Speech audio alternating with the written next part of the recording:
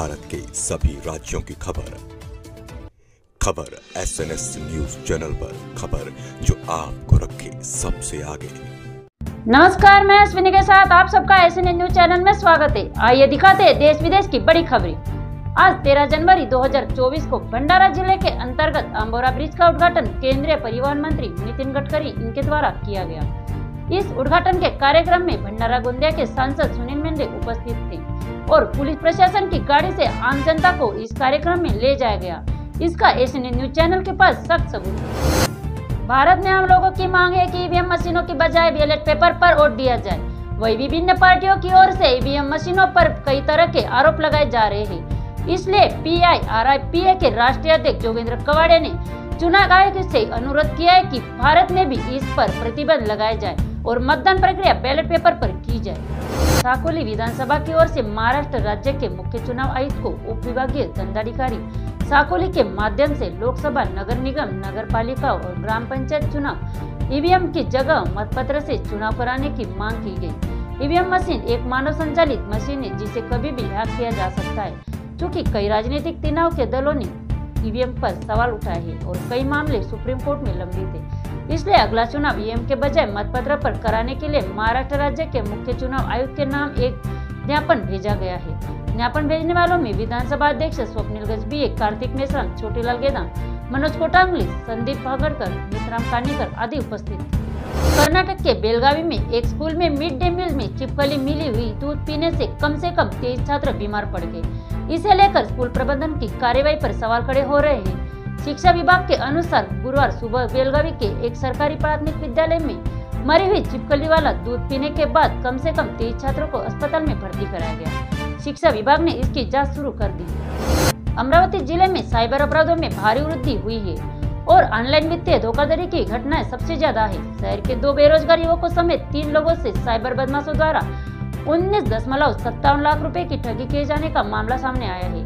प्रतीक गजानन राज चिकटे 30 वर्षीय निवासी गुरुकृपा कॉलोनी द्वारा यहाँ दर्ज कराई गई शिकायत के अनुसार कुल 4 आरोपियों ने टेलीग्राम और सोशल मीडिया पर फर्जी संदेश भेजकर उन्हें ऑनलाइन होटल बुकिंग की, असाकालिक नौकरी और अच्छे वेतन का लालच देकर ठगी की।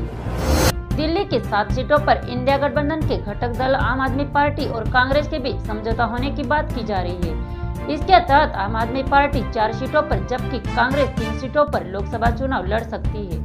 सूत्रों के मुताबिक कांग्रेस उत्तर पूर्वी दिल्ली, दक्षिण दिल्ली और उत्तर पश्चिम दिल्ली लोकसभा सीटों पर चुनाव लड़ेगी, जबकि आम आदमी पार्टी नई दिल्ली, चांदनी चौक, पश्चिम दिल्ली और पूर्वी दिल्ली सीट पर चुनाव लड़ेगी। हालांकि दोनों दलों ने इसका खुलासा नहीं किया है। पीएम मोदी ने कल देश के सबसे लंबे समुद्री पुल मुंबई ट्रांस हार्बर लिंक का उद्घाटन कर दिया है। 21.8 किलोमीटर लंबे समुद्री पुल को अटल सेतु का नाम दिया गया है।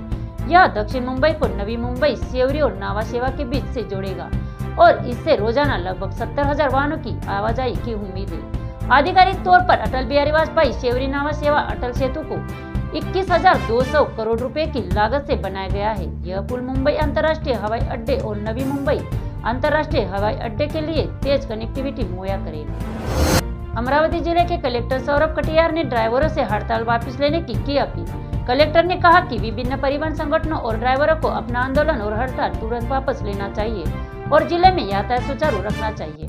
कटियार ने कहा कि नया हिट एंड रन कानून अभी लागू नहीं हुआ है और न ही इसका क्रियान्वयन शुरू हुआ है। केंद्र सरकार ने साफ किया है कि विभिन्न संगठनों से चर्चा के बाद ही इस कानून को लागू करने को लेकर कोई फैसला लिया जाएगा। पुणे परास्ताना पुलिस और क्राइम ब्रांच यूनिट की टीम ने सराफा दुकान से 5 किलो सोना और 11 लाख नकद चुराने वाले मुख्य आरोपियों को उनके साथियों के साथ किया गिरफ्तार।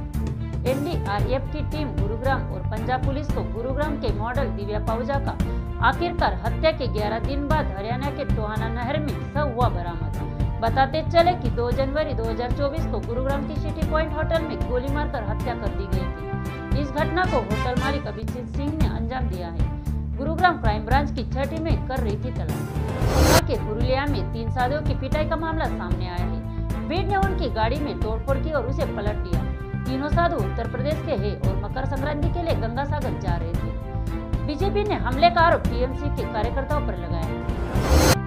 विधानसभा अध्यक्ष राव नार्वेकर ने मुख्यमंत्री एकनाथ शिंदे के पक्ष में फैसला सुनाया। और कहा कि शिवसेना शिंदे की है। इसके साथ ही उन्होंने किसी भी विधायक को अयोग्य नहीं ठहराया है। इस फैसले की एकनाथ शिंदे के नेताओं ने सराहना की है, जिसके बाद आज उद्योग मंत्री उदय सामंत ने बड़ा दावा किया है कि उन्होंने कहा है कि उद्धव ठाकरे गुट के विधायक एकनाथ शिंदे की पार्टी में शामिल हो